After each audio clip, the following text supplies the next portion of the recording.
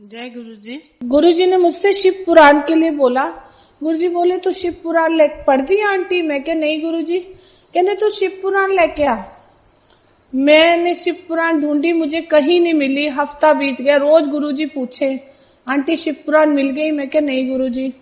फिर गुरु जी कहते जब मुझे शिव पुराण मिली, मैंने कहा गुरु जी शिव पुराण मिल गई। कहने रहने दे, कोई लोड़ नहीं पड़न दी, छड़ पड़े तन्नू, कोई लोड़ नहीं पड़न दी, रख दे तू। मैं क्या कहाँ रखू गुरु जी। कहते अपनी अलमारी से लपेट के रख दे, बताएंगे हम जब पढ़ना है तो। मैंने बोला ठीक है गुरु जी। मैंने उसको अलमारी में रख दिया। फिर हमने पटियाला में घर बनाया था, वो भी गुरु जी की कृपा से वो हमने बनाया था। तो मैंने पहले आपने शब्द में सुना होगा, लोग महल तो बना देते हैं पर जो मंदिर है वो सीढ़ियों के नीचे छोटा सा बना देते हैं। मेरा एग्जैक्टली सीढ़ियों के नीचे नहीं था, बिल्कुल सीढ़ियों के पास था। तो मैंने वहां पे अपना मंदिर बनाया हुआ था। तो मैं गुरुजी के इधर एम्पायर स्टेट में जब थी तब मैं गुरुजी के चरण दबा रही थी। तो मैंने बोला गुरुजी मेरी सारी फ्रेंड्स बोलती हैं कि तूने कुछ नहीं कराया, ना हवन, ना कोई पाठ, ना कोई कीर्तन। कहने लै छड़ परे, कोई लोड़ नहीं हवन कीर्तन पखंड करन दी, कोई लोड़ नहीं। मैं बैठा ना एला फोटो लै जा रख दी, हो गया तेरा घर ब्लेस। ऐ फालतू दे पखंड नहीं करी दे कीर्तन हवन। मैंने कहा ठीक है गुरुजी। मैंने वो फोटो जाके अपने मंदिर में रख दी शिव पुराण के साथ। अब उसके बाद मैं अपनी पूजा वूजा करके अपना ऊपर गई। ऊपर हमने गुरुजी का रूम बनाया हुआ था, उसमें अलग गुरुजी का रूम था, गेस्ट रूम था। अभी मंदिर नहीं बनाया था ऊपर मैंने। तो उसमें मैं ऊपर गई तो मेरी मेड नीचे से चिल्लाई आग लग गई, आग लग गई। मैंने सोचा शायद मीटर में आग लग गई, मैं भागी। वो बोली नहीं मंदिर में आग लग गई। आप बिलीव नहीं करेंगे, वो जो गुरुजी ने मुझे फोटो दी थी वो पूरी जल गई, सारी फोटोज जल गई मेरी। जो शिव पुराण थी ना उसको आग ने छुआ भी नहीं था, बिल्कुल टच भी नहीं किया था। मैंने उसी टाइम नारायण अंकल को फोन किया। मैंने बोला नारायण अंकल मंदिर जल गया पूरा, प्लीज मुझे ऊपर मंदिर बनाना है। बोले ठीक है, आप सामान वगैरह मंगा लो, सब तैयारी कर लो, शुरू करवा दो काम। हमने ऊपर मंदिर बनाया, काफी पुरानी संगत ने और सबने देखा है, बहुत सुंदर मंदिर था गुरुजी का। फिर वो बना। फिर अब मैंने सोचा ये इतना बड़ा मंदिर बन गया, इसमें मैं क्या करूंगी। गुरुजी तो कोई पाठ वाठ बोलते ही नहीं, कुछ कराते ही नहीं। वो तो अगरबत्ती जला लो, माथा टेक लो। इतने बड़े मंदिर में मैं अब करूंगी क्या। चलो जी, हम इसके बाद हम पटियाला से हम दिल्ली पहुंचे। तो शाम को जब मैंने गुरुजी को माथा टेका तो गुरुजी बोल रहे हैं आंटी तू शिव पुराण पढ़ दी है? मैं क्या नहीं गुरुजी, आपने मना कर दिया था ना इसलिए मैं नहीं पढ़ती। कहते चल फिर आज तो एक अध्याय रोज पढ़ा कर। मैंने कहा ठीक है गुरुजी। गुरुजी ने जो बात मैंने घर में सोची थी कि मैं इतने बड़े मंदिर में बैठ के क्या करूंगी, तो वो गुरुजी ने मुझे बोला, गुरुजी ने मेरे मन की बात सुनी और बोला तू रोज एक अध्याय शिव पुराण दा पढ़ा कर। ये गुरुजी की कृपा है। शाम को हम गुरुजी के गए तो गुरुजी ने बोला नारायण अंकल कल आपां चंडीगढ़ जाना है, साडा कारवां जाना है, तो मनु वधिया गड्डी चाहिए। पहले मेरे पास स्कॉर्पियो थी, वैसे इनोवा थी, फिर स्कॉर्पियो। फिर गुरुजी ने बोला नहीं वधिया गड्डी लेके जानी है। कहने ठीक है गुरुजी आ जाएगी। सैटरडे का दिन था। हम लोग सुबह गए, सरसा विहार में शोरूम था, वहां गए। हमने बोला हमको इनोवा चाहिए। बोले इनोवा तो नहीं मिल सकती बिना बुकिंग के। तो ये बोलते हैं आप देखो अगर किसी की कैंसिल होती है मैं तो आपसे लेता हूँ, मुझे हर हालत में चाहिए। तो बोले ठीक है आप तो बैठिए थोड़ी देर, हम कुछ करते हैं, अगर किसी की कैंसिल हो जाती है तो हम आपको दे देंगे पर कैश पे देंगे। बोले ठीक है मुझे मंजूर है पर आप प्लीज कुछ करो। वो 2:30 बजे आता है, बोलता है जी एक इनोवा कैंसिल हो गई है, आप अरेंजमेंट कर लो अपने पैसों का और आपको गाड़ी शाम तक रेडी है। कहते शाम तक मुझे रेडी चाहिए। उन्होंने बोला ठीक है आपको 6 बजे तक मिल जाएगी। उन्होंने शाम को 6 बजे 6 सवा 6 बजे हमें गाड़ी हैंडओवर की। हम सीधा घर गए, तैयार हुए, हम एम्पायर स्टेट पहुंचे। हमने माथा टेका। हमने सोचा गुरुजी पूछेंगे, कल बोला है तो आज पूछेंगे कि गड्डी ले आया नारायण। हमने माथा टेका, गुरुजी ने कुछ नहीं बोला। फिर हमने लंगर खा के फिर माथा टेका, गुरुजी ने कुछ नहीं बोला। हम अंदर से बड़े परेशान, कल तो गुरुजी ने गाड़ी मंगा ली और आज कह रहे हैं कि कुछ बात ही नहीं, कुछ पूछा ही नहीं, कुछ बताया ही नहीं, कल जाना है नहीं जाना क्या है। फिर उसके बाद गुरुजी हम लोग माथा टेक के घर चले गए। अब इन्होंने चाबी को गुरुजी के चरणों में रखा, ब्लेस करवाया और हम लोग चुपचाप जेब में डाल के घर आ गए। अभी हम घर के बिल्कुल पास ही पहुंचे थे, हमारे वहां पिक्चर हॉल है सावित्री, उसके जस्ट पास ही पहुंचे थे तो गुरुजी का फोन आ जाता है, ओ नारंग किथे गया? कहने गुरुजी मैं तो घर पहुंचने वाला। ओ कंजूस, पार्टी नहीं देनी सी? कहने नहीं गुरुजी देनी सी। चलो फिर इथों ही वापस मुड़ो, इंपीरियल होटल पहुंच जाओ, सीधा घर नहीं जाना। ये बोले मेरी जेब में तो 4-4,500 है, तब इतना कार्ड वार्ड का भी नहीं होता था, तो शाम का टाइम होता था, इतनी कैश होती थी। तो बोले गुरुजी ने तो बोल दिया अब घर जाना नहीं, तो नहीं जाना, गुरुजी ने बोल दिया तो उसकी तो पत्थर की लकीर हो जाती थी। तो हम लोग वापस वहीं से सीधा हम लोग पहुंच गए। गुरुजी ने बोला मैं अपनी संगत लेके आ रहे, तुसी पहुंचो। हम पहुंचे तो वहां का एटमॉस्फेयर बहुत खराब था, लड़कियां स्मोक कर रही थी, स्पैगेटी ड्रेसेस पहनी हुई थी। हमने कहा ये तो माहौल इतना खराब है, गुरुजी आने वाले हैं। चलो जी 15 मिनट में पूरा वहां पे पोर्च खाली हो गया, वहां पे कोई नहीं था। गुरुजी आए, गुरुजी ने सबको, संगत आई 3-4 गाड़ियां गुरुजी की, सारी संगत आई, सब लंगर करके आते हैं। उसके बाद गुरुजी ने बोला जिसको जो जो खाना है सबने, किसी ने पेस्ट्रीज, किसी ने कोल्ड कॉफी, ऐसे सबने ऑर्डर किया। नारायण अंकल की धड़कन भरी जाए। मैंने बोला कोई नहीं आप टेंशन मत लो, नहीं होगा, किसी से लेके दे देंगे, उनको कल दे देंगे, कोई बात नहीं। तो जब सब हो गया तो गुरुजी ने बोला हो गया नारायण, फिर मंगाओ बिल।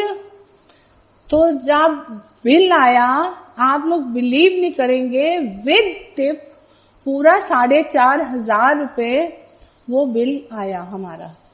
ये गुरुजी की कृपा। उसके बाद बाहर निकले तो गुरुजी कहते नारायण गड्डी च घुमाना नहीं, ब्लेस नहीं करानी गड्डी? कहते हाँ जी गुरुजी।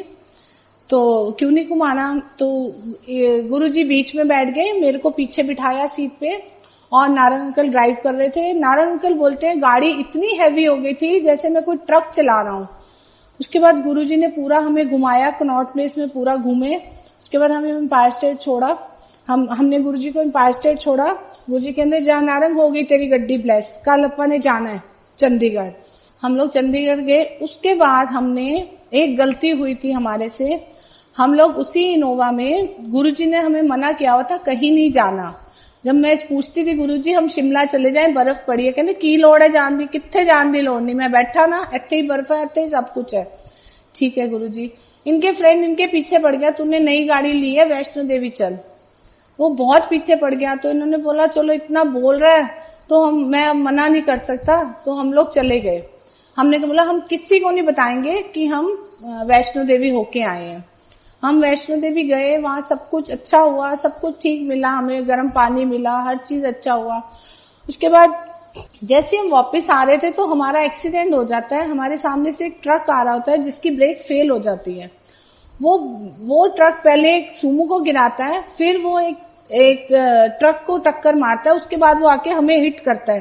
तो इन्होंने हाथ जोड़ा कि आज हमें कोई नहीं बचा सकता, हम तो गए। इतने में वो ट्रक ने इतनी जोर से हिट किया हमारी इनोवा को, पूरी हमारी इनोवा डैमेज हो गई। और हम लोगों को ऐसे भी झटका नहीं लगा कि जैसे कुछ हुआ ही नहीं होता, और गाड़ी आगे से पूरी खत्म हो गई और मेरा फोन वोन सब नीचे गिर गया। उसके बाद सब लोग आए, क्या हुआ कहते हैं आप लोग तो बिल्कुल सेफ है, आपकी गाड़ी की तो हालत बुरी है, आप लोग कैसे बच गए? तो उधर से एक आर्मी का कॉन्वॉय जा रहा था, वो बोलते हैं कोई थर्ड पार्टी है जिसने आपको आके बचाया है। तो हम लोग अपना गए, वहां पे पुलिस आ गई, हमें अच्छा वीआईपी ट्रीटमेंट मिला, अच्छे 5 स्टार में हमें रखा गया।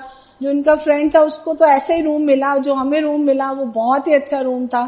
चलो जी ये सब हुआ। इन्होंने ड्राइवर को बोला तू थोड़ी सी गाड़ी तो ठीक करा ला, पटियाला तक तो हम पहुंच जाएं, उसके बाद हम दिल्ली ले जाएंगे। वो गया सुबह, उसने उसमें रेडिएटर में ईसब गोल्ड डालवाया और गाड़ी स्टार्ट होगी।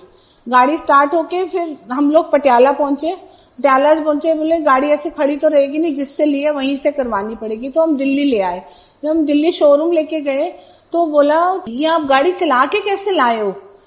तो बोले ऐसे। तो बोला जी आप, तो तब हमारा 1.5 लाख का बिल आया था, जो हम स्टार्ट करके लाए तो 30 रुपए में हो गया था हमारा काम, इस सब गोल्ड डाल के। हम गाड़ी देके शाम को गुरुजी के पास जाते हैं, माथा टेकते हैं, फिर गुरुजी बोलते हैं फिर बचा ले ना नारंग तन्नू, मनु बिना दस्ते गया सी, आज तो बाद ना जाए किथे। उसके बाद हम कहीं नहीं गए। बस गुरुजी सब जानते हैं, हम उनसे कुछ नहीं छुपा सकते। जो कि मैंने बोला था कि अब हम किसी को नहीं बताएंगे कि हम वैष्णो देवी गए हैं, अब ये पूरा सत्संग मैंने किया, सब पूरी दुनिया को पता चल गया कि हम वैष्णो देवी गए थे। ये गुरुजी की कृपा है। हम एक दिन मेरी सिस्टर की शादी थी, तो मैं पार्लर जा रही थी, तो मैं पूरा रेडी होके गई। मैंने बोला नारायण अंकल आप मुझे वहीं से ले लेना, तो मैं हेड रेडी करके फिर हम वहीं से चले जाएंगे। तो मैं अभी जैसे ही पार्लर में जाके बैठी तो नारायण अंकल का फोन आ गया। बोले नारायण आंटी क्या करा रही है? मैंने बोला ऐसे हेड वॉश। नहीं बिल्कुल नहीं कराना, गुरुजी का फोन आ गया, जल्दी चलो। मैंने बोला क्यों, जाना नहीं शादी पे? कह रहे कोई बात नहीं, छोड़ो शादी, गुरुजी बुला रहे इस टाइम। तो हम लोग वहां पहुंचे, मैं तैयार श्यार होकर ही गई हुई थी घर से। तो गुरुजी बोले आंटी किथे जा रही थी? मैं क्या हाँ जी गुरुजी। कहने किथे जा रही थी? मैं क्या गुरुजी मेरी सिस्टर दी मैरिज थी, मैं उत्थे जा रही थी। कहने लै कोई लोड़ नहीं, छड्डो परे, नकली सिस्टर, आज दो बाद नहीं जाना, क्योंकि गुरुजी सब जानते हैं कौन हमारे लिए अच्छा है, कौन हमारे लिए बुरा है, कौन हमारा है, कौन हमारा नहीं है। चलो जी ठीक है। गुरुजी कहने नहीं जाना। ठीक है गुरुजी, चलो मैं तुम्हें अपने साथ फंक्शन में लेके जा रहा हूँ। मैंने कहा ठीक है गुरुजी चलेंगे। मैंने सोचा गुरुजी अभी 2-2:30 बजे तक छोड़ देंगे, फिर हम चले जाएंगे। उसके बाद गुरुजी ने वहां ले गया, मैं पश्चिम विहार, उससे भी 15 किलोमीटर आगे, ज्वालाहेड़ी मार्केट से। मैंने बोला ये तो गुरुजी बहुत दूर ले आए, तो 4-5 बज जाएंगे अब। चलो जी, गुरुजी की आज्ञा में ही रहना पड़ता है, तो उनके आगे तो इस बार जवाब कुछ भी नहीं होता था। चले गए हम। पता था सबको कि हम गुरुजी के जाते हैं, तो हम किसी की परवाह करते ही नहीं है। तो उसके बाद हम लोग चले गए। चलो जी, सब कुछ हुआ। वहां गुरुजी ने नारायण अंकल को बुलाया। कह रहे नारायण अंकल खाना टेस्टी है? कहने हाँ जी गुरुजी की ले आवा? कहने मेरे पास एक टिक्की ले आ।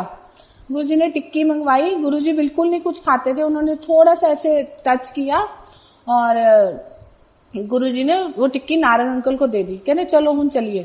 जब वहां से निकले कहने चलो फिर तुसी फंक्शन पे पहुंचो। मैंने कहा फंक्शन में क्या करेंगे जाके, वहां 12 बजे का टाइम था, अब तो सब खत्म हो जाता है।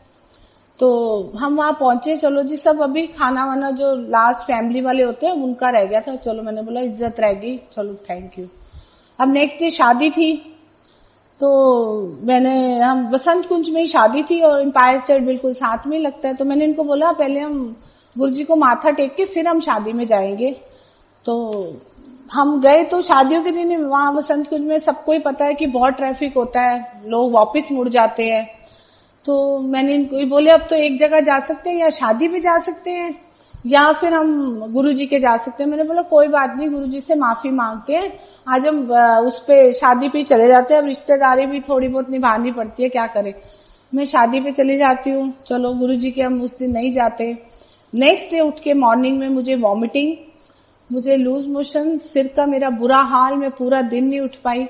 उसके बाद रिसेप्शन थी उनके वहां ना, वो भी बसंत कुंज में ही थी। तो मैंने इनको बोला अब तो मैं पहले गुरुजी के जाऊंगी, फिर मैं रिसेप्शन पे जाऊंगी। बोले ठीक है। उसके बाद हम लोग गुरुजी के वहां गए, तैयार श्यार होके सीधा कि वहां से हम फिर रिसेप्शन पे जाएंगे। माथा वाथा टेका, सब कुछ हुआ, चाय प्रसाद पी, लंगर खाया, माथा टेकने लगे। तो गुरुजी कहने जब ऐसा आंटी पीछे जाके नहीं जाना, हल्ले नहीं जाना, छुट्टी नहीं हुई हल्ले। क्योंकि वैसे तो हम छुपते थे गुरुजी से छुट्टी लेने के लिए कि गुरुजी जल्दी छुट्टी ना दे दे। तो सेकेंड टाइम फिर मैं गई, लाइन में लग गई। गुरुजी कहने तुम कहता ना बैठा जाके पीछे नहीं जाना। मैं फिर बैठ गई। फिर जब 2:30 बजे लास्ट गुरुजी ने सबकी छुट्टी करी, जब मैं माथा टेका तो गुरुजी बोलते हैं आंटी किथे जाना सी? मैं क्या हाँ जी गुरुजी। फिर जाओ, जानते क्यों नहीं, मेरा खैड़ा छड्डो। मैं क्या ठीक है गुरुजी। मैं क्या हूं कह रहे खैड़ा छड्डो, पहले 2 बारी डांट के बिठाता। चलो जी, हम वहां पहुंच गए रिसेप्शन वाली जगह। जब हम वहां पहुंचे तो लड़का लड़की लास्ट स्टेज से उतर के खाना खाने जा रहे थे। तो वहां पे हम रिसेप्शन पे गए, वहां पे हमने खाना वाना खाया। वो दिन है और आज का दिन है, मेरी चाची चाचा ने, मेरी बहनों ने मुझे पलट के नहीं पूछा तू कहाँ है, हमारे पे बहुत बुरा टाइम आया था, किसी ने एक बारी हमें हेलो करके नहीं बोला कि तुम कैसे हो, जिंदा भी हो या नहीं हो। इसका ये सुनाने का मतलब है कि गुरुजी आपका सब कुछ जानते हैं, हम लोग नहीं जानते हमारे लिए क्या अच्छा है और क्या बुरा है। तो ये गुरुजी मुझे पहले ही बता चुके थे तेरी नकली सिस्टर है, कोई लोड नहीं जानती। वो सिस्टर्स मुझे बिल्कुल नहीं पूछती हैं, वो सब वेल सेटल्ड है। हमारे पे बहुत बुरा टाइम आया था वो भी गुरुजी की कृपा से टल गया, हो जाएगा, सब ठीक हो जाएगा।